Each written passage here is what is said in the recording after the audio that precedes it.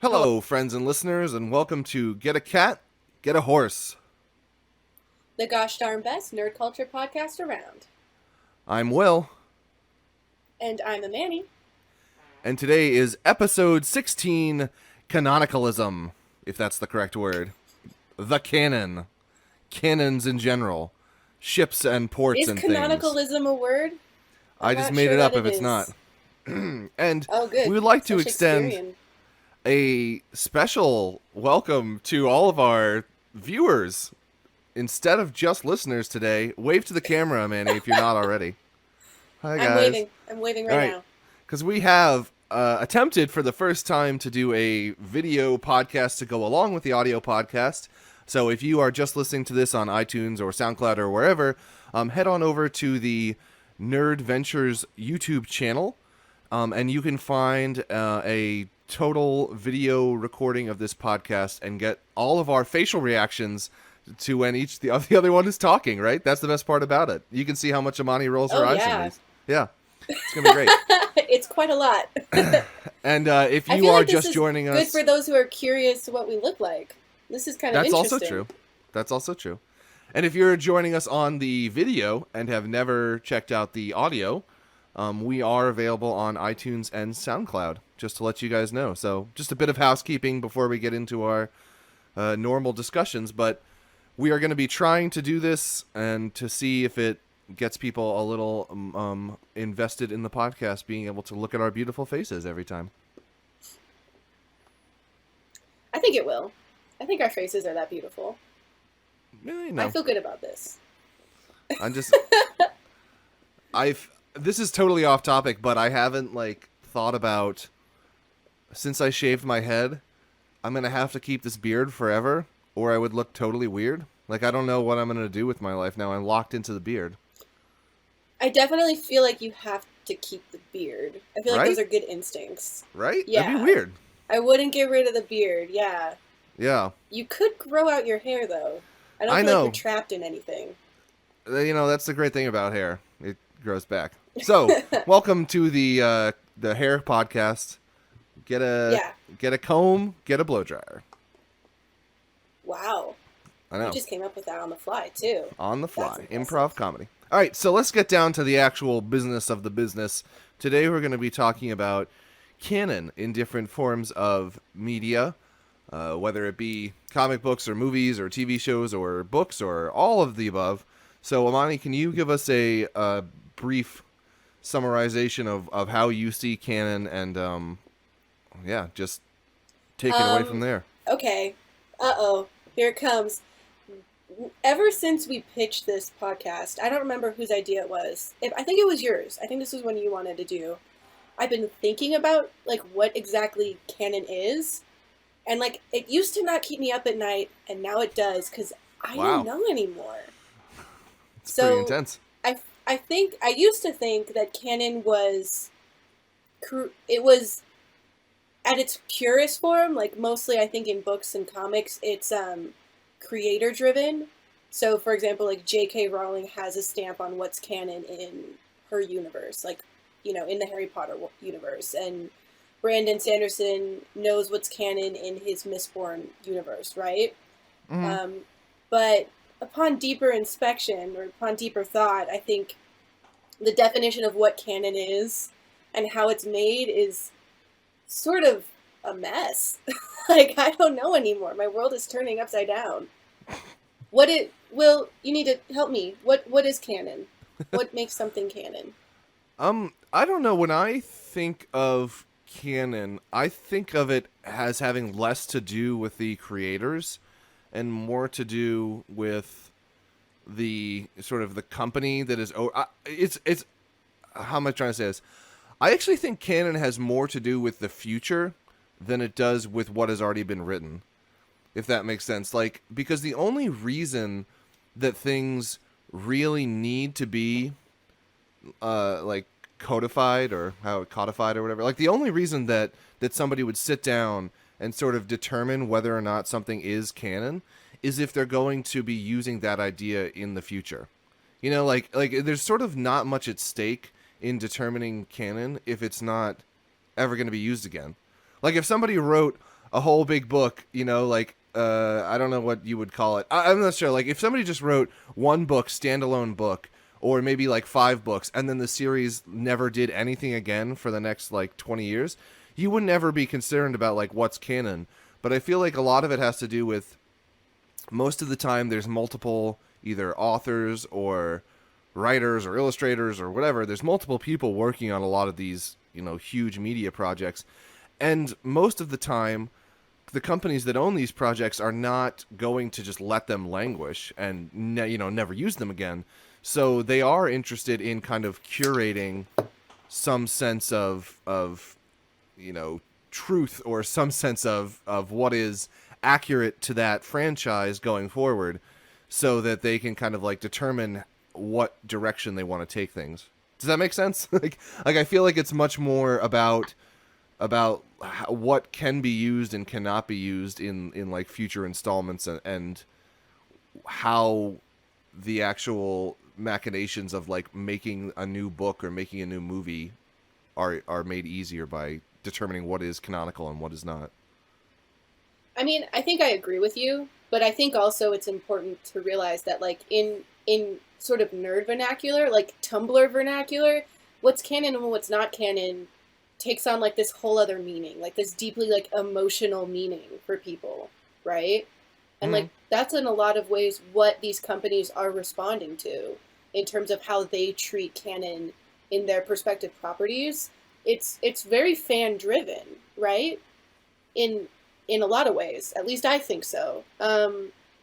Like if Warner Brothers, I think Warner Brothers owns the Potter universe, right? Like if Warner Yeah. Brothers like comes out with this huge revelation about like, for example, recently like they introduced like J.K. Rowling wrote a short story about a wizarding school in the U.S. and she made new houses and there's a new quiz that you can take on Pottermore, right? Like, and the internet just like exploded, and it was like an acceptable explosion of like the expansion of the Potter universe.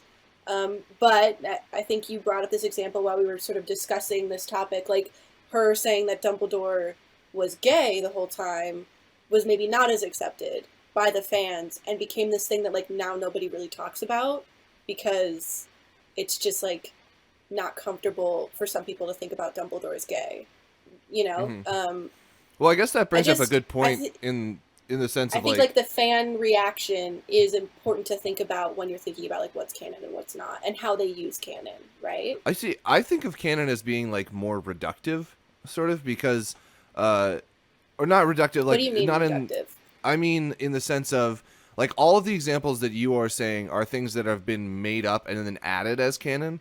Whereas when I think of canon, I think of it as like trimming things that already existed. Like I think of Star Wars, where when Disney bought Star Wars and Episode 7 was coming out, they basically looked at this like entirely huge universe of stuff that had been created over the past 40 years, and they were like, nope, nope, nope, that didn't happen, nope, nope, nope, like this isn't canon anymore, like all those things you read just don't exist in this universe.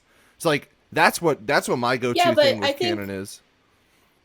but like I think it's pretty obvious that like J.K. Rowling is still adding canon to the Potter universe. So I think those two universes are really easy to bring up because everybody's sort of familiar with the drama around them.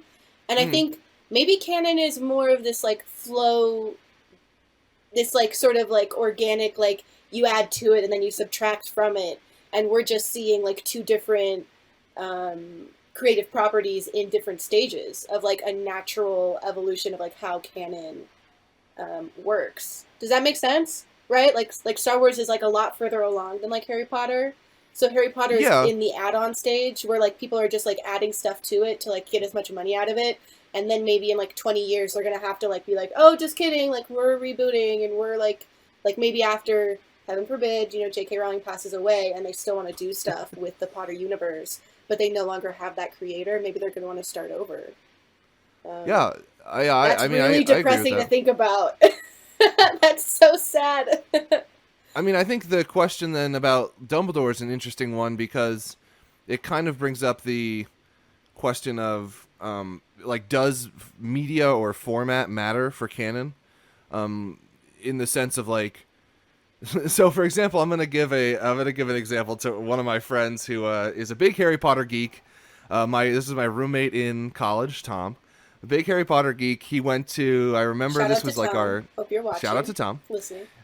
This was one of our, I think probably sophomore year or something like that. He was so pumped because they had a Harry Potter trivia night at one of the uh like the school like bar sort of whatever it was. And so he went to the Harry Potter trivia night with his team, and they were like, crushing it or whatever. And they got to the end, and one of the questions was about, I don't even know. It was like, who is married to Lavender somebody? I'm just making up that name, but I think somebody's named Lavender in it. Who is married Yeah, to Lavender Brown. this? There you go. And all of them on his team were like racking their brains because they didn't know. And another team got it, but it turned out that the only time this was ever mentioned was by J.K. Rowling in an interview. It was never in the books, like, Oh, ever. And so he was all pissed because he's like, that's not a real, that's not canon. That's not a real thing. That's just something that she said on her own. So I guess the reason I'm telling that story is, one, because I thought it was funny. And two, like, does one way to media embarrass Tom. just embarrass Tom? His Harry Potter knowledge is not what he thinks he is. Come on, Tom, step up your game. Oh, But wow. We're gonna is have Tom on now. he will he I'm sure he would be a very cantankerous guest. Uh, but the Yeah, actual question that is, sounds amazing. would, like, do different forms of media have to determine what is canonical or not? Like, if J.K. Rowling wrote these 7 books and then she just goes off and gives interviews about like whatever the hell she wants, like just things that she's been thinking about, are those like officially part of the Harry Potter universe at all? Like, if it's not in the media, I guess, like, if she can just determine it, like, do those things count in fans' minds? Because I mean, you were talking about the Dumbledore's gay thing, and some people liked it and some people don't. So probably they fans chose whether that was personally canonical to them, like based on whether or not they liked it, I guess. So like, I just wonder, if J.J. Abrams came out and said something right now about Rey, like, would that be considered canon, or would it have to appear in episode 8 and 9 for people to consider it canon at all? Well, I think that sort of leads to maybe not like a more interesting question, but I think it leads right into another question that I've been thinking about, like the nature of how canon is added to Yeah, it is basically the properties same question. has fundamentally changed in the last maybe 10, 15 years, right? Because like I think the Star Wars universe is a great example of like the movies came out and then people wanted more, so they started writing books, and there wasn't really a vehicle with which like the internet wasn't what it is now, right? So like how people interacted with the property was much different. They had to wait for like the books to come out. They had to wait for interviews to come out in magazines, and the relationship between the fans and George Lucas was much different than between like the fans and J.K. Rowling, right? Hmm. So like she's kind of famous for always adding stuff post. Like that's her thing now because she adds a ton of stuff to Pottermore that you don't get in the books in the hopes that you'll join Pottermore and make money that they'll make money that way. Like it's really smart if you think about it from a business standpoint because it's not in a lot of ways it is still pure because it's still coming from her, but she doesn't have to write. She doesn't really have to write books anymore. She can write plays. She can write screenplays. She can release short stories that add like whole other, like she can world build to her heart's content. Basically, it's basically what she's been doing, just like Hmm. adding stuff on to in this wizard world, right? Um, I don't know. It's kind of like again, like this is sort of like a because people who like love these things can be like this is canon, this is not, like on a personal level and still like feel Yeah. good about it. Like your friend, like Tom, um, angry Tom, I'm gonna call him, can Angry can Tom. be like that's canon and that's not. And like nobody can really argue like, well, you're wrong, Tom, because like in some ways he does have a point, but on the other hand, like she did say it, and she is the creator. Like if anybody was gonna know if this was true, it would be her, right? You Yeah, know, but I feel but like, so then like the responsibility is like on the fans to like if you really care about something, you'll like watch every interview, right? You'll like live on Reddit, like you'll live and breathe like everything J.K. Rowling says. Like that's a little bit unreasonable, you know? yeah. But I also feel like it points to exactly what you were saying, that the interaction and the distance between creators and fans is so much smaller now. Like between, like there weren't necessarily fan blogs or sites or whatever interviewing George Lucas when he was making these Star Wars movies, in the sense that there were things that were thrown out in those movies and then people spent a long time speculating on them and kind of, like you were saying, either made up their own fan fiction, or it was expanded upon in expanded universe books. But there, with the difference is, like with J.K. Rowling, for example, anybody can ask her questions at any time, and she probably has Yeah. the ability to just reply to them whenever she wants. So as It's a not even about writer, like finding her now. You can just tweet her now, yeah, and she'll exactly. probably answer. And she'll probably answer. So like it's a sort of a different beast when like you were saying, if somebody goes off and makes a movie and then leaves it for 10 years and makes another movie, and you don't really have anything in between that. But if J.K. Rowling's like full-time job right now is fan interfacing, basically. So she, Yeah. if you were just tweeting her and getting like information or whatever, like if something that she responds to, if I just tweeted her some bullshit, like some random thing, and she responded to that tweet and nobody else like, saw it except for the people on Twitter, like, is that even official? Or how, if because part of also what I'm thinking is If that, a tweet falls in the forest and it doesn't make a sound, did it ever yeah, really fall? Is that what you're asking right now? sort of. Okay, But I'm also thinking cool. of, like, I'm sure there were drafts of Harry Potter that were originally done that were pretty different from what was published, right? And there, just in the same way that there were, you can find like the first scripts of Star Wars that are quite different from what was published. And so, like, if J.K. Rowling is just throwing off ideas that she has at the moment to fans, like if somebody's asking her something and she's just like, oh yeah, blah blah blah blah blah, you know that's something that she can say in the moment. But if she were to sit down and write another book or another movie or another whatever, like maybe all those things that she's throwing out to fans would be changed through the revision process. You get what I'm saying? Like it's so much easier, or it's so quick to throw out something just to like answer a question. If somebody says something, who's Lavender married to? And you're just like, oh yeah, X. Like I thought that was going to be it. That's what I would have done. But then when you sit down and actually write a book, the process of revising and figuring out what works and what doesn't work, like you probably wouldn't show the fans all of the rough drafts. You probably only show them something that's like nice and polished and finished.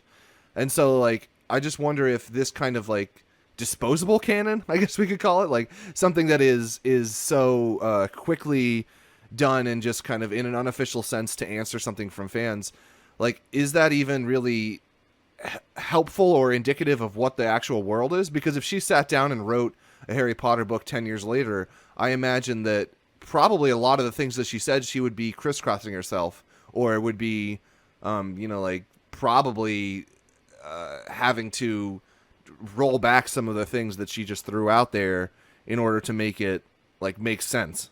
Do you get what I'm saying? Like, I feel like it can be. I know, yeah, I do kind of like, I get where you're going with that, but I think also like J.K. Rowling has been really like smart about how and when she's been releasing this stuff. And Mm, like, from the perspective of somebody who's like kind of a writer, like trying to write, like at the end of the day, like who Lavender Brown is married to, like doesn't really matter. And the fact that Dumbledore is gay, like from a plot perspective, doesn't really matter because she's made it very clear she's moving forward. She's either going like in the past and writing prequel stuff, or she's moving beyond like the Harry Potter section of the universe has been capped. Do you know what I'm saying? mm, So she's given herself permission to play after and play before, which is what the fans want. Like that's what people are interested in. People are happy with the Harry Potter section of that universe because it's good. It's well written. It has like everything it needs to have to be like satisfying. And now people are obsessed with the idea of expanding that, and that's what she's been very clear that she's like that's what she's been doing, right? mm, So on the one hand, I get what you're saying. Like it's very easy for her to sort of throw out these sort of menial facts about characters that we have emotional attachments to, but that's like the genius, I think, in what she's doing because she's letting herself have the freedom to play with the stuff from before and with the stuff from after without really like not like she's not giving us facts about like Harry Potter's kids, right? She's giving us facts about characters that she's basically done with, you mm. know? and it's genius because she's satisfying the Potterheads and giving them something to like stay engaged with the universe for like the people who really care, while also like giving herself the freedom to write other things in the time that she feels like she needs to take with them. Yeah. I don't know. So, I kind of do agree with you. Like, it is easy, but, like, it's also genius. Like, she's really smart, you know? well, then the next question is: does she even own? Like, who owns the rights to Harry Potter? I guess. Like, is it WB or Oh. is it her? You know, in the sense Legally that or emotionally? legally, I'm saying in the sense that if WB wanted to make another movie, like let's say tomorrow they had a huge falling out with J.K. Rowling, like she was like, "Fuck you guys, Mm. I'm never working for you again. Like I hate you. I'm gonna go off and do my own shit." Right? And if that Okay. happened, and then and I don't know how this works. I have no idea. But I'm saying if they own the rights to it and they want to make their own movie, like they could basically say, this is now canon. We're gonna make this movie, and it's gonna be a totally different thing from what she was writing. And then she might go off and write her own story and say like, this is now canon. So I guess like, do you think that the canon, uh, what's the word I'm looking for? The allegiances lie with the creator or the company. You know what I'm saying? Like, because in that same way that Star Wars, when Disney bought Star Wars, like I was saying, and I keep bringing up, they slashed 30 years of stuff, and so Yeah. basically it was People were an allegiance upset. to the company's canon and not to the writer's canon.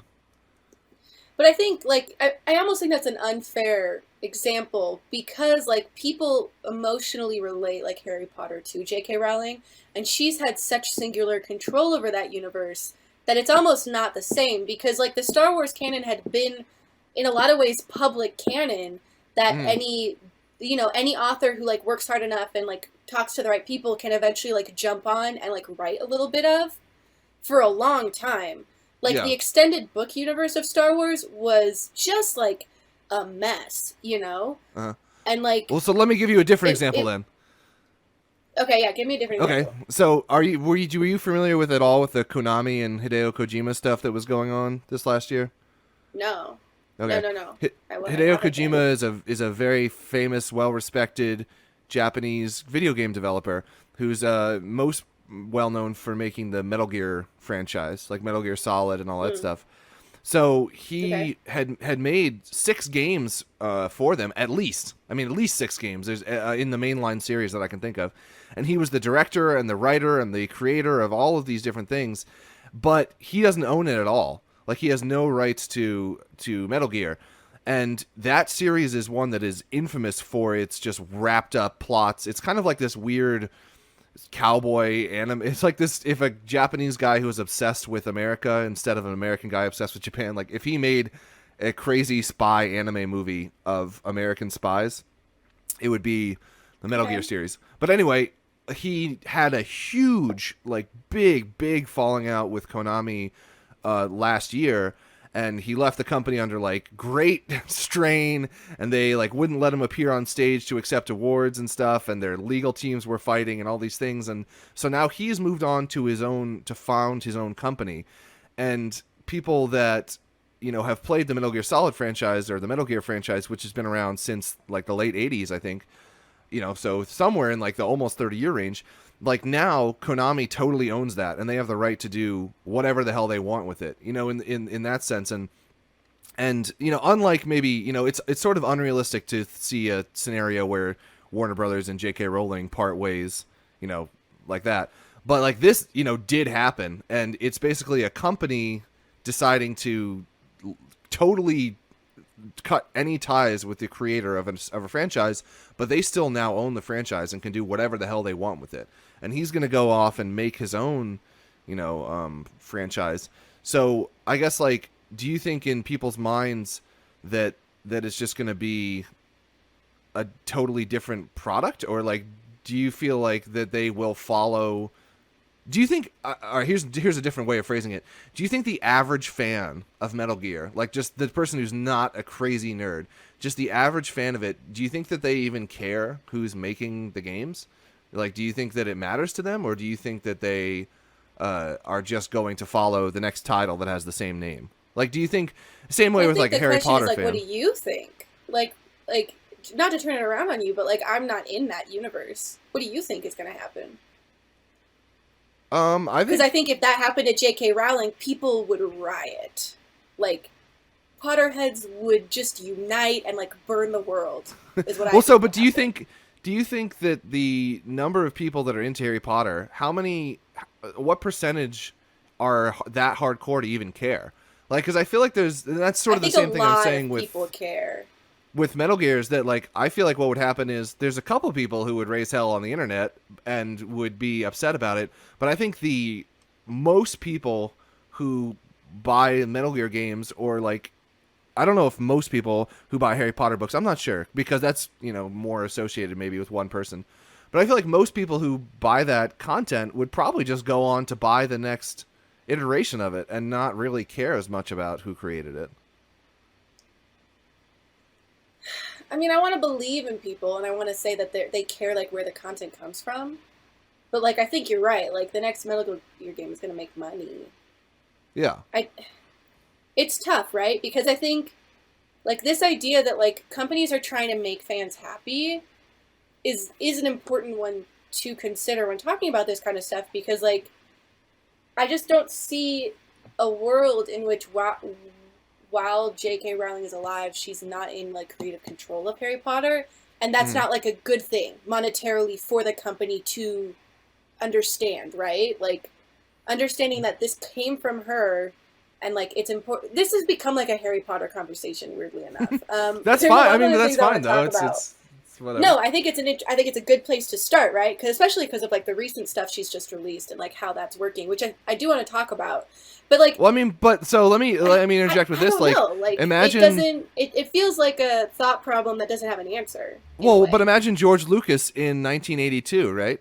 Like, he had just Okay. done 1983 Return of the Jedi. George Lucas is great. Could you imagine that 20 years later somebody would be wresting control of the Star Wars franchise from him and saying like, "Holy shit, George, like And people would stop love fucking it that. up." Like Like yeah, like, people would like that be on happened, board. It Like did happen. I it mean, went I from it agree. being such a celebrated thing to it being like, "Oh my god, you have lost touch with this creation to such an extent that like get out and let a company deal with it and do it better." Like, who's not to say in 2025 J.K. Rowling will be being like, "Oh, and this happens and that happens and this happens and that happens." Everybody's going to be like, "What the fuck? Like, what are you doing? Like, just go away." Okay, let's go old school with an example. Let's talk about Tolkien, right? Yeah. When was the Silmarillion written? I After all of have that stuff. no idea. I'm looking it up. Internet, help me out. I would guess probably after all that stuff, but I don't know like the dates of the Lord of the Rings And novels the versus. Silmarillion is basically like a biblical collection, like a biblical level collection of like canon, isn't Yeah, it? Like it's yeah. basically all fanfic. Okay. It was edited and published posthumously, I can't say that word, by his son Christopher Posthumously. Tolkien in 1907. Shut up, Will. Don't shame me on the internet, okay? In 1977. So, like, this is all, like, stuff that maybe he didn't even intend to publish, right? Yeah, yeah. And now, like, any Tolkien nerd, any self respecting Tolkien nerd will have read this and, like, memorized it, basically. Yeah, but I think that has to do again with like the perceived quality of it, in the sense that most people that read the Silmarillion probably enjoyed it and felt like it was a positive experience, but most people who saw the Star Wars prequels like Phantom Menace through the Sith, whatever, like they were like, "Oh man, this sucks," like, and so J.K. Rowling is Yeah. still doing things that So are are. you just waiting for her to make something that's terrible? Wait, That's that what I'm guy, the saying. Metal Gear guy, did he like lose it? Did he like start making terrible games? No, Is that he's what the last happened? one he made was like the most well respected. Well, it was almost universally across the board 10 out of 10 game of the year material. It was just a falling out of financials and production schedules and stuff that ended up making him Wow. leave. And but what I'm saying is like at this point, J.K. Rowling hasn't necessarily written something that people hate. Like, it's pretty close on, but as it keeps going, like, 10, 15 years down the line, if she pulls a George Lucas, let's say, like, and does something like that, like, do George Lucas is so almost universally hated for what he did to Star Wars. Like, and I think a lot of people are very happy to just sort of forget those things and then move on. Like, I don't know if Yeah. like a world where WB is basically has to be like, listen, JK, like, get out of the way. We're gonna make something that we think is more. I'm not even sure what question I'm really asking. I guess my question is just like, it just feels like that the creators like sometimes do have they can't like arbiter canon anymore. They don't like have that ability at some point. Eventually a company is going to be the ones who are the arbiters of Like they've made something so canon. big that they can't even control it. Yeah, Like it's out of basically. their Like it's just hands. gotten out. I It's just mean, gotten away I from think them. that's like I think that's what we've been talking around this whole time in terms of like what is and what isn't and like who controls it. Because Hmm. once something becomes successful enough, like it becomes the property of someone other than Yeah, it becomes the person everybody's who made business it, once it's right? successful. Yeah. Yeah. I mean, and that's like the Oh, and point, that's right? Like canon has always been and always will be kind of like a mess in terms of what is and what isn't, well. So let's talk about that. right? Let's talk about that. The restrictiveness of it, because I brought this up a little bit about how like I sort of view canon as being like overall restrictive to the creative process. In the Okay. sense of like, let's take Alan Moore and Watchmen for example, right? Like when Alan Moore was writing Watchmen, he originally wanted to use characters that were purchased by DC from I think Carlton Comics or Charlton. It's CHARLTON, I think. He originally wanted to use those characters, and he envisioned the the Watchmen as basically like a redoing of these older characters. And DC told him Yeah. like, no, you can't use these characters because we know what you want to do with them, and at the end of it, they're going to be unusable for everybody else. Like they're going to be not part of like the larger DC canon that we can use. And so he ended up making up his own, like Dr. Adam or Captain Adam became Dr. Manhattan and all these, like they're basically like very, very close analogs of those older characters that he was able to do on his own. And so my point is like he was able to make up Dr. Manhattan and Night Owl and all these things, and he was able to do whatever the hell he wanted with them. But as soon as Watchmen became a hugely successful thing, the characters then become a source of money making, and it becomes a more of an issue, and it becomes people like DC and Warner Brothers or whoever owns DC. It all becomes of concern to them to not have certain things happen to those characters. So, like what I was sort of proposing earlier before we were recording is that like somebody might be writing the most interesting Batman or the most interesting Watchmen story of all time, but the story that they're going to go with is the Jeff Johns story in Rebirth, where Watchmen become, usable again in a way that can make them money, and then they can sell more books. Like, it feels like canon, in that sense, can be restrictive towards things that are going to be financially successful and not creatively interesting or successful. Like, I could write an amazing Daredevil story that maybe Daredevil dies at the end or he gets his vision back. I don't know, whatever the hell. Maybe it's an amazing story, maybe it's not. But if it changes the way that Marvel can market and use that character, I feel like they are less interested in making it canon, and they're just going to make it, I don't know, a one shot or just never publish it or whatever. And if that's the case, like, is canon just really a restrictive kind of business model? Like, is it just something that businesses are using to make sure that they make more money off of the characters rather and like limit the creativity of writers and artists?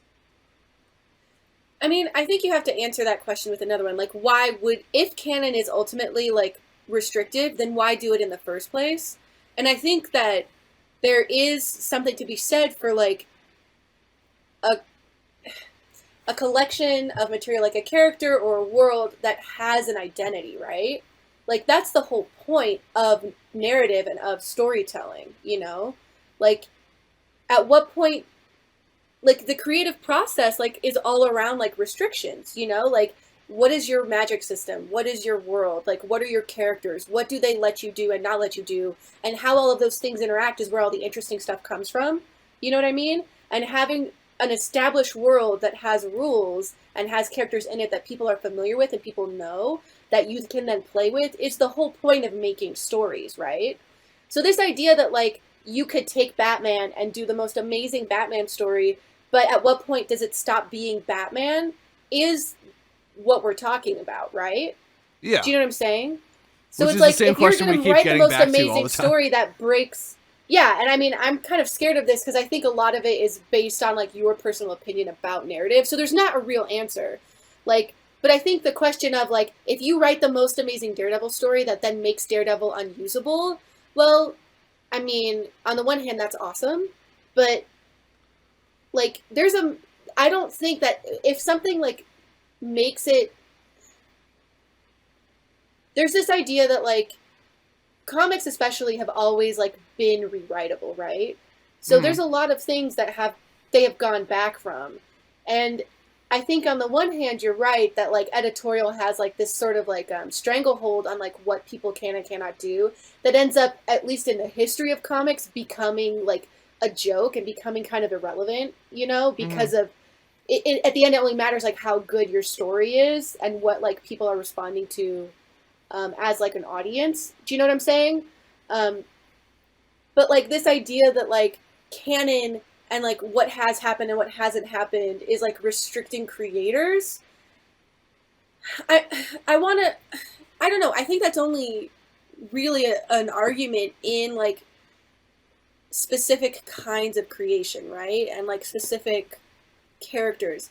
I don't know what I'm trying to say with this, other than the fact that like I get what you're saying, but I also like think that that's like something you want to caution against, right? Because like having an established world to play in is important as a creator to do, right?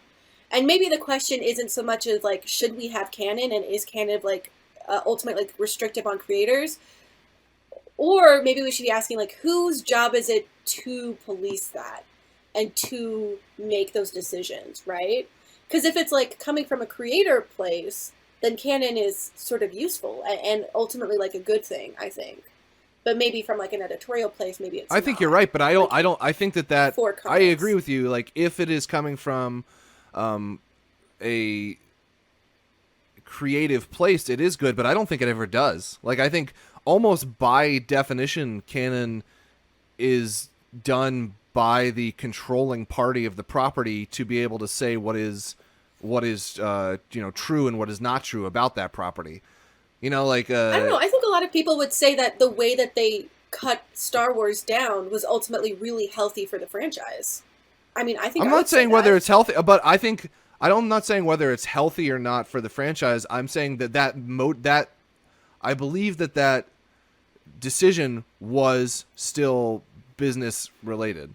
Like whether or not it was a Yeah. good whether or not it was a good move for the franchise, like maybe not. I don't know. I haven't read the Star Wars canon. I mean, No, I'm I talking about like creatively, like not just business wise, like creatively for the franchise, cutting all that off was ultimately good.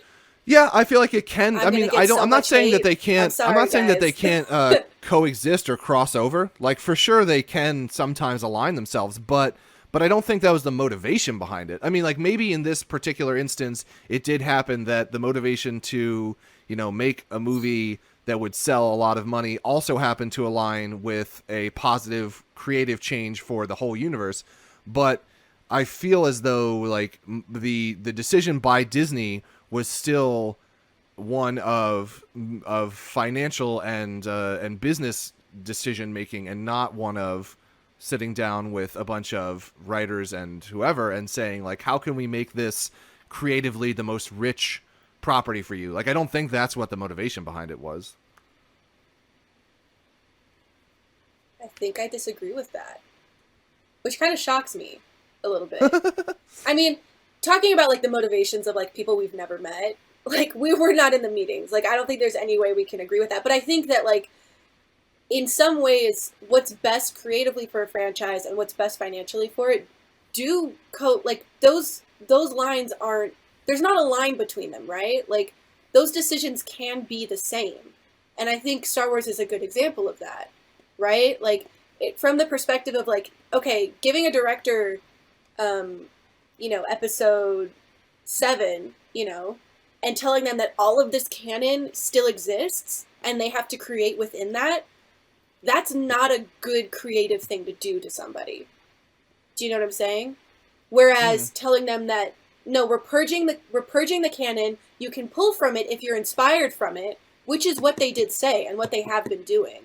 Like, they've been pulling bits and pieces from this, like, creative well that already exists without, like, shackling themselves to it. Like, I think that's a healthy creative decision that they made. I Like, guess I and see. I think maybe, it's not that creative ultimately. Like it's something that I think is enjoyable, but I think like episode 7, like as much as I liked episode 7, I think it was largely recycled ideas, recycled images, and recycled, creativity. I mean, and I'm not saying that I like, and I liked it because I liked I those don't original know. ideas. Like I enjoyed the original Star Wars, so I would like seeing it updated. But like ultimately, in terms of like, is it a creative movie? Like I don't think it is. I would not call episode 7 like a great creative victory because I think it is mostly, pulling from these things that already existed to kind of tug on the heartstrings of like, oh, of course you're going to see a lightsaber go like this, and of course you're going to see a stormtrooper go like this, and of course there's going to be R2D2 and C3PO. Like, I don't find those things to be like very creatively interesting. I find them to be entertaining for sure, and like, and good in that sense. But I don't think like that I would hold up episode 7 or J.J. Abrams' work as like a particular creative victory. I think it's more of a victory of Yeah. nostalgia that like happened to align with what was Okay. going Well, on. I don't disagree with that. Here's another question then. Once you've gotten to a level with a franchise, like once you've gotten to a certain amount of history and a certain amount of canon, is it possible to be creative in that way anymore? Like, not on like a small niche level in terms of how the property is treated with the majority of the fans who enjoy it.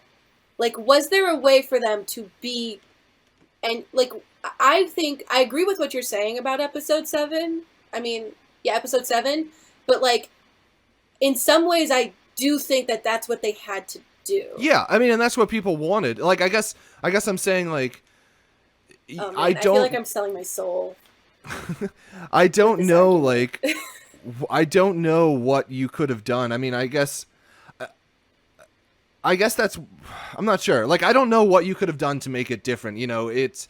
If you are putting a Star Wars label on it and making it a Star Wars movie, then like you're right, there are certain like Certain archetypes or expectations, ten right? yeah, there are certain expectations that you want to hit. I guess like my point is that I'm fine with those things existing. I just don't want them to be held up as like creative endeavors and like really great creative Okay. accomplishments. Like I am more interested in seeing things like Ex Machina or like smaller, Under the Skin or It Follows or like these smaller kind of like science fiction movies being held up as being like true. Like in Yeah, my but opinion, like that's that's where the true fine, and I think creativity you're goes. right. Those are great, and I think that like creators making their own things need to happen, but like, is it reasonable to expect that from a franchise? No, I'm saying it's not Because reasonable that's to not what a expect that from a franchise franchise, is. and so that's why I'm arguing that canon is restrictive creatively. That's exactly what I'm saying. Like, Mm, I don't think it is reasonable to okay. expect it. I think Star Wars is, supposed to, by its very virtue, like, is supposed to hit those pleasure spots and make nerds that liked it 30 years ago like it again. And like for that reason, I think that the idea of having a canon and a universe is creatively restrictive. Like that's exactly what I've been trying, I guess, to argue this whole time. Okay. Okay, I want to go back to J.K. Rowling. I want All to I right, want to answer this with another J.K. Rowling thing. let's She do just it. released this new sort of world building tidbit about I don't even know how to say this school's name. Liver Ivermony? You've heard about this, right? The new No, like I have not. American I saw school. like on Basically, Facebook there was an American yeah, Hogwarts, but that's all I saw. yeah. There's basically like the American Hogwarts, and you can go on and read maybe like I think it's around 2,000 words. I'm not sure. It's between 2 and 5,000 words on the history of this school and like the creators of it, and then you can Mm. take a new quiz and sort yourself into the houses of this new American School of Magic. Um, and it's all connected back to the idea that like in the new movie Magic Beasts and Where to Find Them, um, they're going to be mentioning this stuff. So like for real Potterheads, they can have read all about it and have sorted themselves into houses, and then in the movie that's coming out, there are going to be like tidbits mentioned, and it's all connected, right? Like she's building this huge like multi-million dollar new part of the magicking world, right? Mm. That stuff that she's written is awesome and creatively is really cool. Like she's not, it's all like connected and it all feels cohesive, right? And maybe that's an unfair, like this is an unfair like comparison because it's all coming from the mind of one creator. But I think it's a really good example about how like working within the parameters of canon, like she can't just go off and do whatever she wants in this magicking world, can still be like really interesting and really fun and really work, right? I've never said this stuff couldn't be fun. I said Star Wars is very fun and can work. I just question I think like this creative idea of integrity. like what is good and what isn't. Yeah, creative integrity is like kind of a hard thing to pin down, right? I don't think so. I think it can. I think it can be. I think this like there's this sort of like idea that if it's not new, it's not like it can be fun, but it's not necessarily good anymore, right? I don't know. Here's my problem. I say this stuff like I want to like defend the mainstream, but then when I see Captain America: Civil War, I'm like, well, they could have done better, right? Like, yeah, like because like I'm saying, hypocrite. everything that they are doing is tied into making it all profitable and usable like fit again. together, and it like within, and I think like Captain America: Civil War is like a good example of like them fitting within the canon perfectly, but ultimately like it sort of they shot themselves in the foot a little bit like creatively. I don't know. I'm of a mixed mind about this. I don't know if I have an answer for you, Will. I'm sorry. I'm not of a mixed mind. I know you're not. I know you're not at all. Okay, actually, I want to bring something into this conversation. Yeah, well, let's wrap it up in the next like 5 minutes. Don't control me in this, okay? I am enforcing time limits upon you. Okay, well, I wanted to mention Adi Shankar, who you maybe aren't as familiar with, but I think you should be. I think you'd really like him. He is he's not a small, he actually is a pretty big name in the industry, but he's like an independent filmmaker in some ways, and I think he's doing more mainstream projects right now, but I'm not quite sure. But he's famous for this bootleg universe on YouTube, and about a year ago, he released Power Rangers Unauthorized Bootleg Universe. It's like about 15 minutes long. It's Power Rangers R-rated. It is I did see that like adult Power Rangers. Yeah, it's very cool and very fun. And the internet kind of exploded. People loved it. Like it's a good example of what you're talking about, like a creator just sort of going hog wild with something that they loved exactly. and sort of breaking canon and it being like sort of universally seen as something that's really positive creatively. Although, despite having like 18 million views on YouTube, I would still argue that it doesn't hit nearly as wide of an audience as maybe, more mainstream stuff would. Oh, yeah, for sure. And that also, it was like way more controversial. Like you either loved it or you didn't, like you loved it or you hated it. Well, isn't that what you want in your art? Do you want art that's good for everybody? I would rather have art that is either love it or hate it. I mean, I think that's a different podcast. I think that's a different episode. That goes back to episode 1, I think, that we did. The definitions of art. I think so. Yeah. I would argue that both are great. Like, that both are awesome. But I wouldn't give me think an answer. Like, that's not an answer. It Follows and Ex Machina are not widely controversial as to whether or not they're good or not. To go back to your example, like nobody's like, is Ex Machina good? Is It Follows a good movie? Like people agree that those are awesome things to go see. Well, people agree. Like those are not controversial pieces of art. I don't know. If you polled the entire like movie-going audience, I think a lot of people would dislike it. I think the people that agree and like it are like a very small percentage that like are the ones who talk about it and review it on, our critics mostly. Like, I think the normal person probably would. It would. I don't know. I think Ex Machina was wild. Like, but like that's the other thing. Like, people self-select what they want to watch. And the whole point of like, okay, this is. I still wanted to say something about like. Oh yeah. I didn't mean to totally sidetrack the fact that like he was. No, that's fine. That's fine. The fact that he was like basically legally like handcuffed for like I think it was about a month, where he wasn't sure if he was going to be able to feed himself because he was going to be embroiled in like these legal problems, And Mm. then he went on to release this really interesting series called Bootleg Universe Pitch Show, where interesting creators, like directors that he really likes, would come on and pitch like basically what they would do with a property or a character or something that they really enjoyed if they had complete creative control. In Mm. particular, Sean Baker's The Warriors was really, really cool. Or maybe it was John Hames. Basically, one of them pitched like The Warriors, but modern day in Detroit, that I was like super into and sounded really, really awesome. But it's this idea that like these are movies that we will never get to see, but are worth your time, and you should like isn't this pitch awesome kind of a thing. I think you'd really like them. You should check them out. They range from like 15 minutes to about half an hour in terms of length, and there's a bunch of them.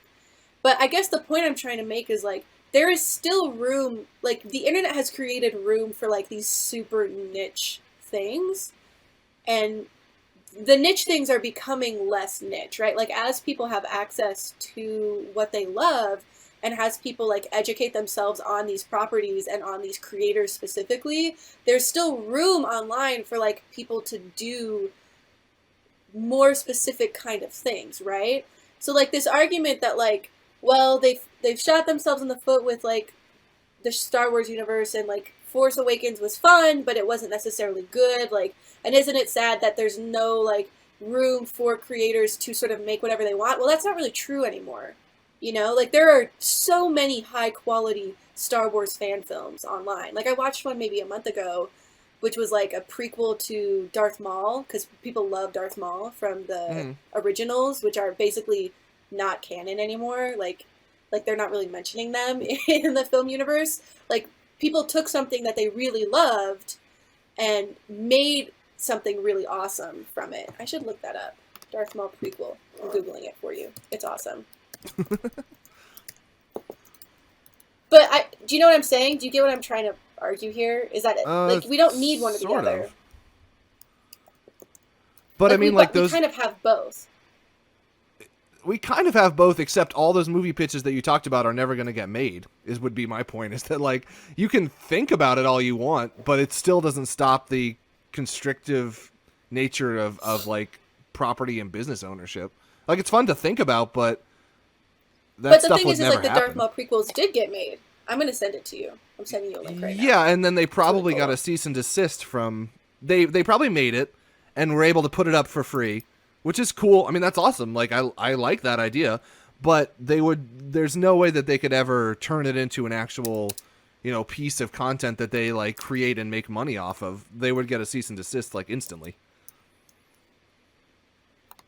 I guess I'm wondering what like you just want to fundamentally you've said it yourself, like you want stuff that people are gonna like argue about, but you want that to be like mainstream, like how people like interact with content. I'm just like that's not gonna happen, right? Like nobody I with just money is don't gonna be I like, just I'm gonna don't make want things people to so like people like what's up? 1 second. Okay. My recording just got janky. Uh-oh. This isn't good. No bueno. Everybody hold on. Was it the video or the audio part? It's the audio. So I'm trying to figure out when the last thing. Oh Jesus. I think it was relatively recent though. That's good. Here, let's see what's going on here.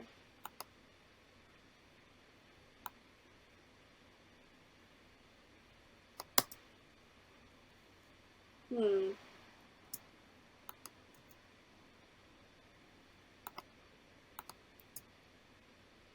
I can't tell what like the last thing I said was. Mysterious.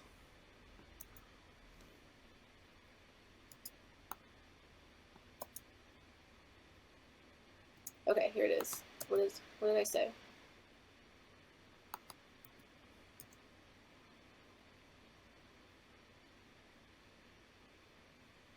Okay. Last thing I said was I'm looking up Darth Maul prequel for you. Oh, So I that's guess pretty my recent. whole point about like your unrealistic recording right now? expectations of I'm not recording right now. I was trying to figure out where I was at. Here, I'm gonna record Oh, right okay. now. Okay, so the last thing I said was Darth Maul prequel. So I said basically Will's expectations of like the industry are unrealistic and are never going to happen. Is what But I'm I mean, saying. saying that something's never going to happen is just defeating yourself before you even tried. What's the fucking point of anything then? I mean, the Okay, okay. I kind of like some of the way like things you're are. just I settling. like You're just settling for the I'm not bullshit settling. mediocre Star shit. Wars The Force Awakens was a lot of fun. I enjoyed that. I would be sad if that was never made. Yeah, I mean, that's fine. All I'm saying is that like when just universally when I look at like, games or movies or comic books or whatever, it's all like the same filed off edges, like Assassin's Creed, same every year, Yeah. Call of Duty, same every year, Star Wars, same franchise, Transformers, same franchise, Fast and the Furious 8, same franchise. Those are the ones that are making big money because like people don't give a shit about what they're consuming. It's just taking up time and it's hitting this like funny pleasure center and like whatever, but it's not a deep or interesting consumption, or it's just settling for mediocrity. And like that's I just I mean, am I agree with that in not some about that. ways. But I think there's also this huge like becoming a nerd and becoming engaged in what you're passionate about, like be content wise, is becoming like much cooler and much more common. And like people universally did not like X-Men Apocalypse because it was really shitty, right? It Like wasn't really I shitty. think that it was really bad. It was really really bad. I think that there's like the idea that like people as a whole are completely unengaged and don't care at all like is like in some ways that's true, but that's also changing. Like slowly but surely there is becoming room for these like smaller like more niche things to be made and to be made well, you Yeah, I mean, know? no, there And definitely is like room. I mean, it's just like, you're just hungry for more, I guess, is what yeah, you're saying. absolutely. I just think I like can't the get mad at you for that. the like general level of like highest grossing stuff is, and like whatever medium, like the stuff that sells the most and is the highest grossing, is just always aimed at being the least um what's challenging, I guess. And I just like I don't care for things that Okay, aren't as challenging, I guess. usual, all of our podcasts evolve into what is creatively like acceptable, and Will and I end up fighting. This is good. At Yeah, least I we're mean, consistent, right? yeah, at least we're At least it's people a know it's what a they're big getting. it's a big question about life.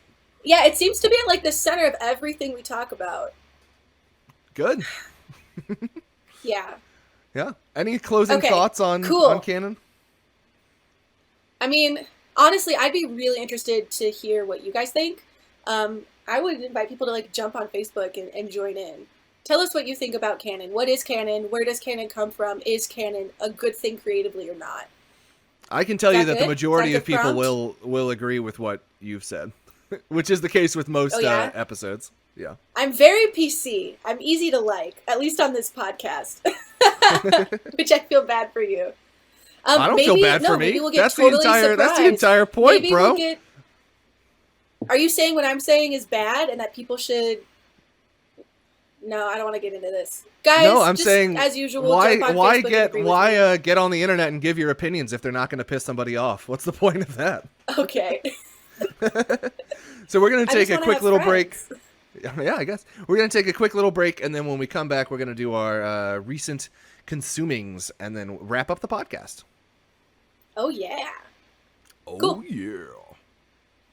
All right, guys, we're back with my favorite section of the podcast, what we have been reading, watching, and listening to. Will, why don't you take it away? What have you been doing with yourself, content-wise? A decent amount of stuff. Probably the Cool. biggest thing that I watched recently was the Netflix miniseries Love. Have you seen that? Oh, I've heard about it. People don't Yeah. love it.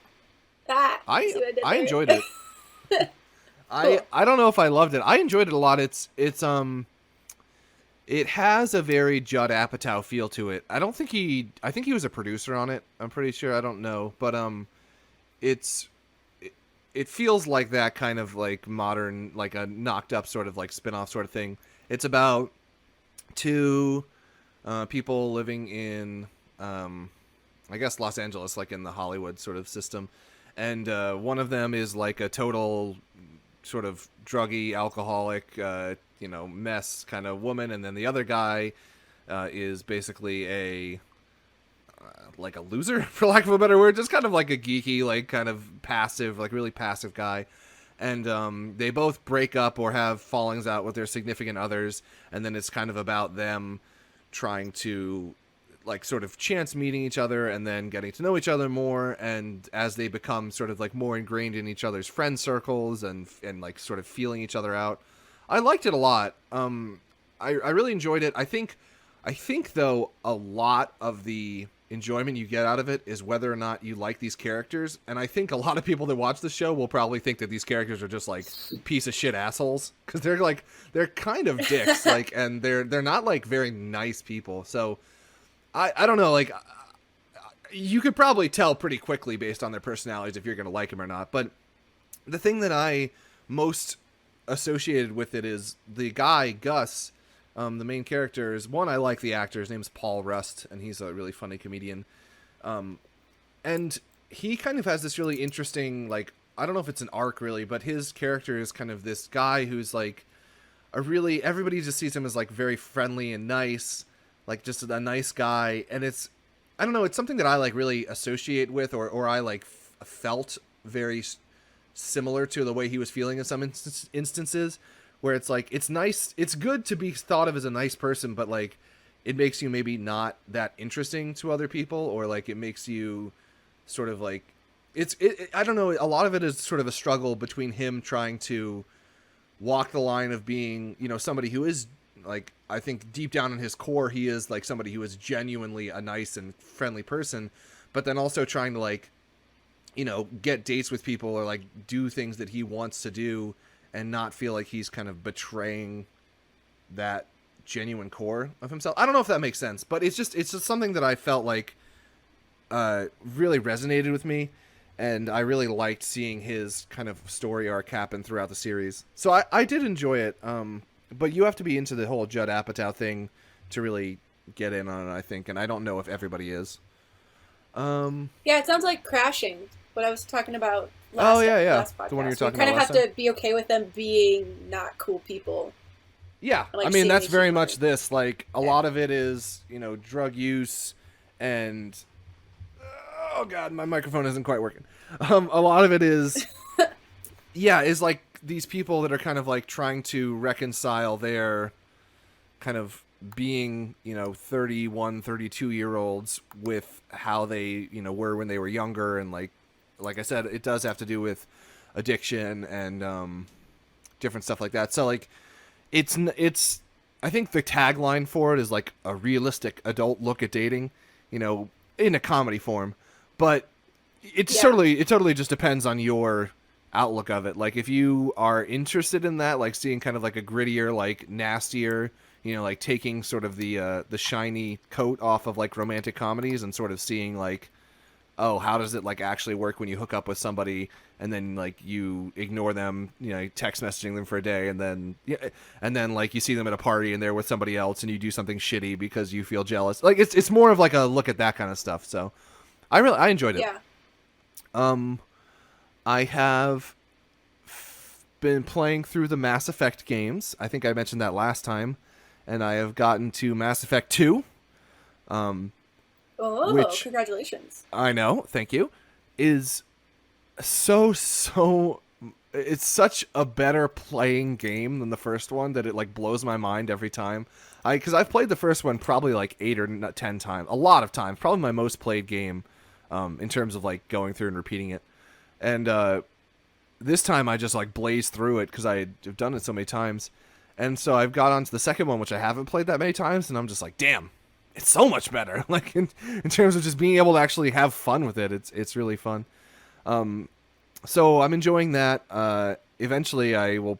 I don't know if I want to do that on a YouTube channel and talk about video games at some point, but I don't know. Mass Effect series is very special to me.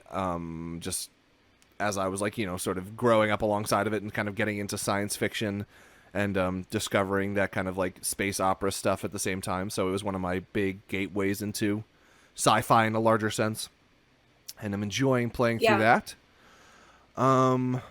What else have I been doing? I finished Frank Miller's Daredevil Omnibus, and then I finished Jack Kirby's Eternals, which I have a review of that Oh I just put wow, up. And now cool. I'm on the Eternaut. Did you see about this when it came out last year? No, what is that? It's a really interesting I book. feel It's like a I just spend all of this section googling everything that you that you talking about. mentioned. I think you would find this interesting. I'm not that far into it. I'm probably like a I don't know. Not no, I'm not that far into it. How But do you spell basically that? it's Eteraunt, Eterna, I think. I'm not a very good speller. But it was It's originally not. put out in like 1957 or 58, and it was a I think Argentinian strip. It was that was put out like monthly or weekly or something like that in a magazine, and it's so far from where I'm in. It's really interesting. It's science fiction. It's time travel and aliens and nuclear winter and like it's. I've heard that as it goes on and progresses, it becomes more like explicitly political and kind of like an allegory for the different like political things that were happening in South America at that time.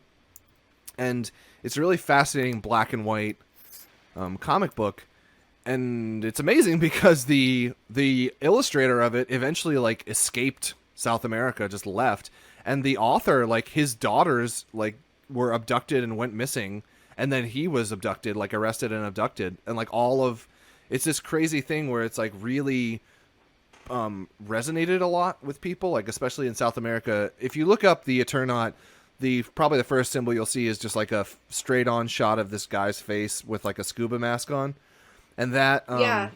that graffiti symbol has become like a big symbol for revolution and like and kind of like political solidarity with like revolutionary forces and stuff.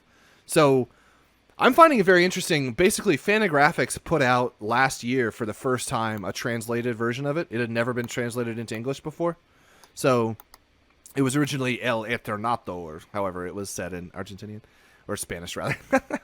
And yeah, it's really really cool. I mean, I'm really enjoying it. I'm not that far into it, but I'm finding it to be quite fascinating, and I love that time period of black and white, like ink heavy artwork. Like the artwork is just beautiful.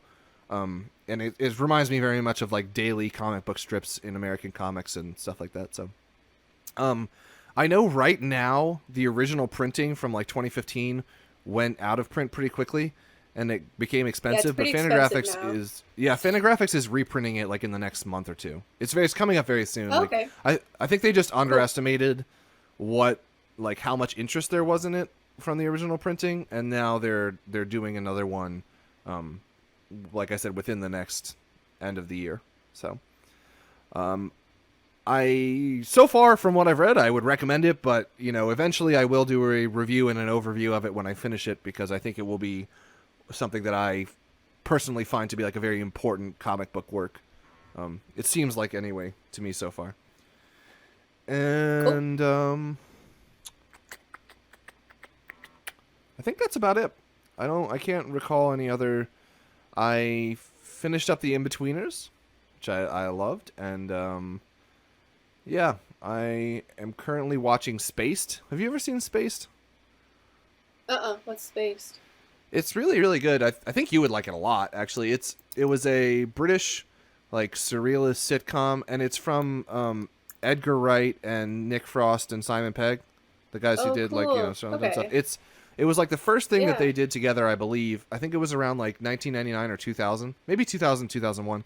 But it's basically like a super surrealist comedy show about Simon Pegg is a comic book artist, like a graphic designer who's down on his luck, and his girlfriend breaks up with him, and then he moves, and then he meets this woman named Daisy, who is basically like an aspiring writer, but never writes anything. She's just like wastes her time, and the two of them pretend to be a couple to get a flat in England, that is for couples only, and so it's just like this crazy weird story about them trying to like negotiate, you know, being kind of adults on their own and getting, you know, living on their own and faking this relationship, and then all the crazy weird characters that come in and out of their lives who are also live in the apartment.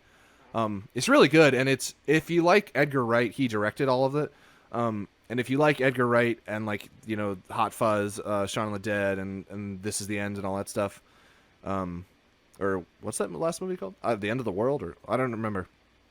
But it's very very smart comedy. Like Edgar Wright is a very smart director, and it's just tons of homages and a lot of different like visual puns and stuff like that. It's just constructed in a very smart way, but also in a way that's like maybe a little more on the nose than his stuff became. Like it feels like he's very young when he was doing it, so it's a little bit less Yeah. subtle with some of the things that it's pulling out. It's like it's quite brash and obvious. But yeah, I really liked it. I've seen it before, but it's been a while, and I think probably I would appreciate it more now than I did originally. So I just started that series again, and I just watched the first episode like 2 nights ago, and it's really really funny, quite hilarious. So I totally dig it. Cool.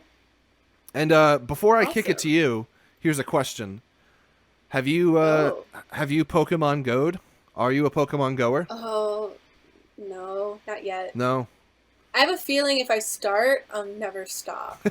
That's funny Which because is, I mean it I seems like only this is not the right time for me to become obsessed with Pokemon Go. Like I in only my played it for life. like 40 minutes one night, and I was like, okay, I see what you're doing, and I sort of stopped playing it because it was like, a battery, time, data sync. But I just thought Yeah. I would ask you because it's just so ubiquitous right now on everywhere. But yeah, Yeah, that's everybody's obsessed with it, but like the more I learn about like how like what the playing actually is, like what the gameplay actually is, there's really no it mechanics. seems to exactly, it seems to be just like a long grind that never really has an end. It There's like is. no point. It's basically like nostalgia colon grinding away your childhood. But it's also there's something cool about like interacting with a game that way, like having to Oh yeah, walk no, around I and like mean go it's definitely places and neat. travel. Yeah. So there's something intriguing about it. I'm sure I will eventually go with Pokemon, but not yet. Oh Not yeah. yet. Ooh, big yawn. All Cool. right. What you got for us? What have you been putting in your face holes? Okay. So real quick, I'm just gonna try and blow through these. Usually that doesn't work. Let's see how this goes. I have been rewatching on and off Star Trek TNG. Next Generation is my jam. I love it. Picard is my captain. I think, especially from season one to season two, there's a real quality jump. Season two was incredible from like a writing perspective, and I just loved it. Like I loved everything about it. And rewatching it now, maybe as somebody who consumes content a little bit more thoughtfully, I feel like I appreciated it a lot more.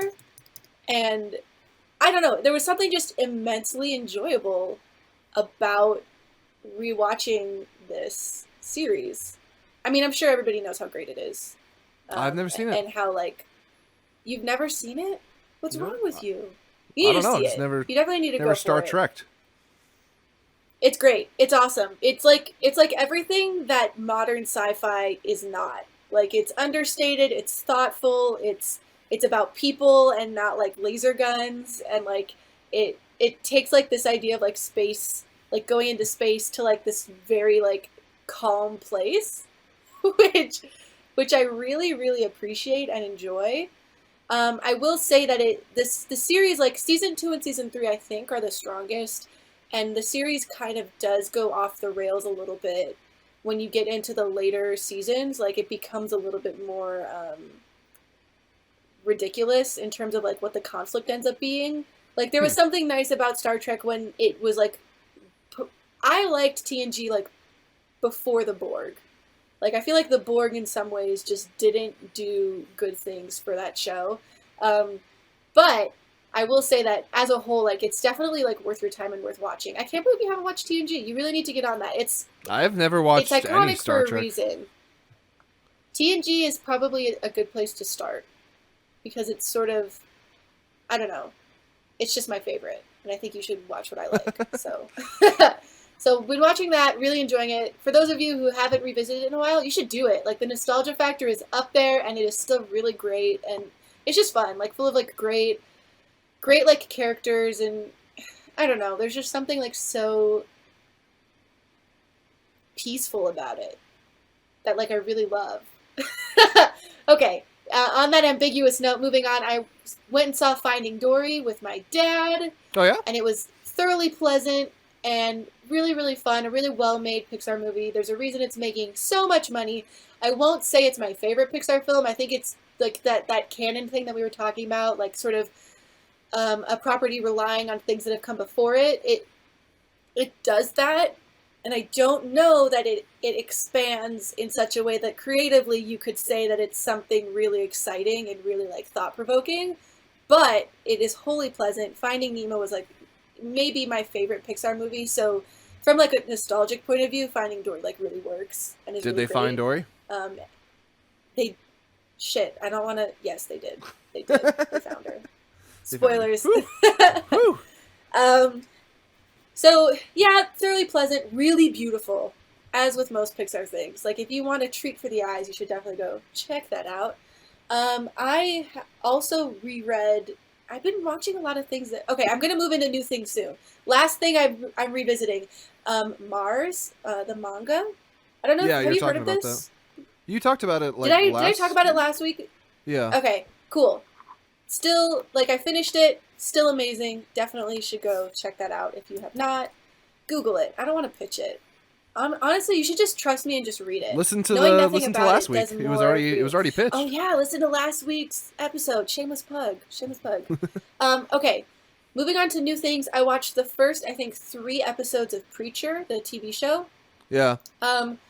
Having read not too much of the comic, I can tell you that it's pretty different narrative-wise. They're definitely not following the comic faithfully. Maybe I haven't read enough of the comic to know, but in the comic they kind of go on the road. It's like a road trip kind of a thing. And in the TV show, they're staying in one place, and all the things are happening in one place. The show is really cool. It's very stylish. It has a great cast and really interesting writing, and it's a lot of fun. I definitely would recommend it. It's kind of a slow burn type of a thing. Like, not a lot plot-wise goes down.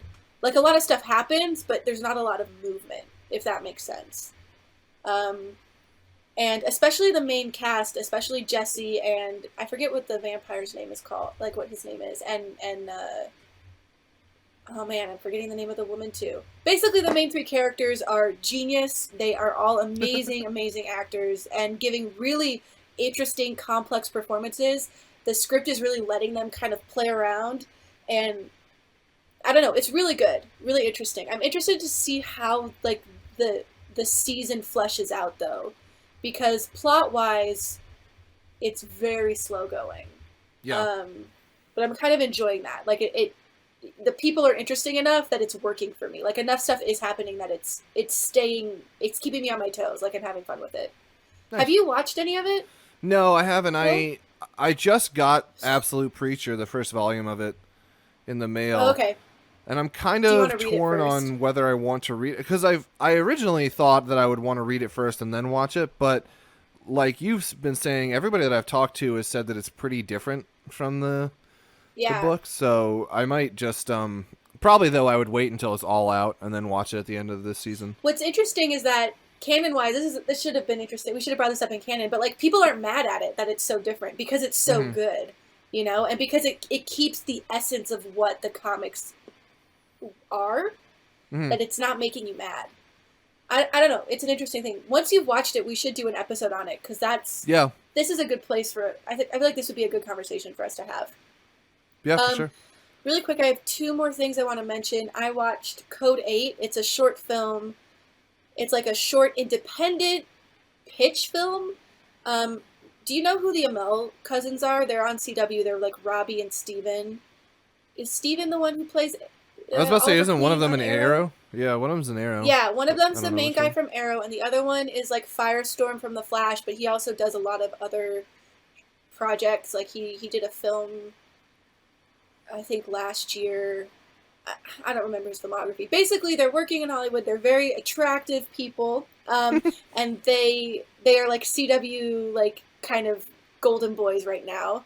I think Robbie had 1 season of The Tomorrow People, which he was the main guy in, and then that show got canceled because it was pretty bad. But he still works a lot in that on that channel in that for that company because Mm-hmm. he's a pretty decent guy and he's super hot, as with his That cousin. helps. So basically, they want to do a project. They want to do sort of like a smaller budget but still big budget sci-fi movie about people with powers, where the people with powers are sort of basically the equivalent of like Black Americans who are living in slums, and there's a lot of police violence against them, and like what would that look like if people had powers today, and people, it's sort of like the X-Men question, right? Like people are Mm-hmm. afraid of them, and like how would Yeah. society look? It's like real, it's gritty. They did like a short film version of it. I think it's around 15 minutes of basically the first 15 minutes of the movie, and it sort of takes you through to the inciting incident that sort of sets off the plot of what the film would be. It feels a lot like, what was that movie where I can't remember the director, but it was like the aliens are living District 9. in, Neil Blomkamp. yeah, it's like District 9. Yeah, District 9 type of a feel to it, where it's still like, it still looks really good, but it's not like huge budget film, and it's sort of like a little bit more niche. Robbie and Steven have been trying to get this project off the ground, and they did like a Kickstarter GoFundMe type of a thing where they got it crowdfunded and then they shot it and they released it. It's on YouTube, it's for free, Code 8. Kind of an interesting thing to go check out because it's very driven by the people who are in it. Like it's content driven by what the creators themselves, like what the actors want to make. Mm-hmm. But it still feels pretty mainstream because they're pretty mainstream type of guys. So it feels like something that could work on like a big release type of a thing. It was That's well cool. made, and it was interesting, and I thought it was well shot. So I would go recommend it. Not much of your time you would have to give up to go check that out. And what you're talking about, like you want to see people making what they want to make. So There you go. this is that. And then the last thing was Stranger Things just got released on Netflix. Have Oh you seen yeah. a trailer for this I show? have I have seen people talking about it online, but I don't really know much about it. It's like pulpy throwback. Like I don't even know the decade that it's supposed to be set in. Maybe the 60s? I could be wrong. I'm bad with decades, but it's like this sort of like horror, small town, like slow burn kind of sci-fi thriller type of a Mm-hmm. show. Basically, in the first episode, a young kid gets abducted, and everybody's trying to figure out where he went, and there ends up being connections to this government-run facility that's just outside of town. That there's like monsters and like a little girl with like crazy powers, and like everybody is trying to figure out what happened to this kid. So the narrative takes place sort of with a bunch of different storylines. Like it's from the perspective of the mom and the brother of the kid who got lost, and then there's like the whole story with the sheriff, and he's trying to like figure out what happened, and then all of the kids, like way younger friends, like a group of young boys, are trying to figure out what's going on, and each of them sort of interacts with this larger mystery. So as an audience member, you're seeing the mystery sort of get pieced together on a larger scale because you're seeing all the parts, but then the characters themselves, like the storylines, they're only getting certain parts of the story, so they don't see what's happening as a whole. So as an audience member, you're kind of filled with dread as like all the pieces come together for you, but That's not cool. for like the characters who are discovering this stuff, if that kind of makes sense. Mm-hmm. I'm only like 3 or 4 episodes in. It's really slow going. It's really, really slow going. I think the main criticism I'm having is it's interesting to see, like, to know more than the characters themselves, but like what that means is that you kind of, as an Have audience come member, to are the like, okay, I conclusion, already and know you're what's like, happening. just get there. Yeah, you're Yeah. just waiting for them to kind of discover it so that stuff can start happening. But you Yeah. know, you're like 8 or 9 episodes. Like, there's only 9 episodes out, but like, it's much more of a character-driven piece, and the performances in it are awesome. They're really great, especially the child actors. It's so refreshing to see a group of child actors who really have chops and who are really like giving performances that are comparable Are we to the talking adults pork around chops? Are we talking mutton chops? them. What are we talking here? Not food chops. No, mutton chops is a facial hairstyle. Quality chops. Quality Quality chops. chops. Quality chops.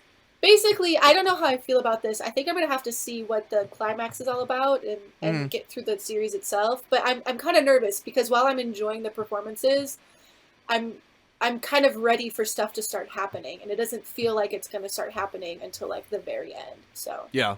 but a Yeah. really well made series full of a lot of like I don't know, mood and drama.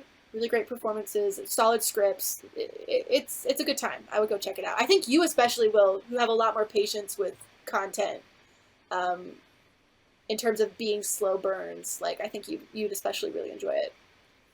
Yeah, Okay, that's all it's I on got. my radar, but I just haven't really thought about it. Yeah, it's only 9 episodes, so it's not that much to take in. Nice. Um, so okay, I think that's it. I think that's all I got. So, okay. Great. Awesome. Cool. Well, thank you guys so much for listening / watching Get a Cat, Get a Horse. We extremely appreciate your patronage, and we hope you enjoyed the video. We'll see how it works, Yeah. how easy it is to edit or not edit, and if it is an interesting thing that people want to watch on YouTube. So hopefully you enjoyed it. Yeah, you can find Get a Cat, Get a Horse on Facebook, obviously. We would love for you to jump on there and give us your questions, your thoughts on current or not current episodes. Whatever you like, we love to hear from you. You can find Get a Cat, a Horse on iTunes and SoundCloud. I'm sure you know this by now. Also, as we have said, we'll be hosting videos of this podcast on Will's channel, Nerd Ventures, which I'm interested to see. Like, do you guys want that? Is this something that's gonna just take off? I don't Um, know. I'm wondering if the so actually, time of the episodes will be. I don't know. I'm questioning somebody sitting down and watching a full hour and a half, but we'll see. Maybe.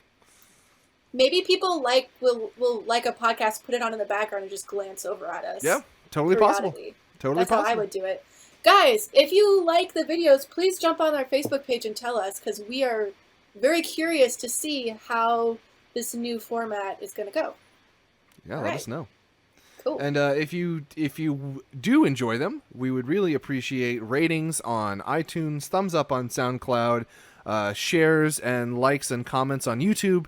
Any way that you can interface with us and share this content with your friends, we would be extremely grateful for, because we're always trying to expand our listenership and get more opinions out there. And you help us more than you know by rating, reviewing, and sharing all of our stuff. You do. You definitely do. All right, guys. So next week on Get a Cat, Get a Horse, we are going to be doing the episode you've all been waiting for, the top 5 things list from a while back, where Oh, Will God. and I give our top 5 things. We were supposed to have an episode where we consume that and respond to each other's lists. We think that will be next week. Hopefully. I don't know. I'm a I think slow we can do it, reader, Will. and I got a whole book ahead of me. You could get the audiobook. Okay, we're gonna talk about this off. We'll talk about it. That's what we have slated. So we're gonna next week tune in to see if we can accomplish this goal. Will, where can they find you on the internet? You can find me at Nerd Ventures on YouTube, which, like I said, is my main YouTube channel, and it will also be the host for these podcast videos. And then you could also find me on all other social media stuff at The Nerd Venturer, whether it be Twitter, Tumblr, Instagram, whatever. I'm all around there. And where can we find you, Amani? You can find me at my YouTube channel called NerdHow, and you can also find me on Tumblr and Twitter under the same handle. Oh, get a cat. Oh, get a horse. I wasn't Good. sure where we were That going was with that smooth, one. right? Yeah, it was That very was smooth. really smooth.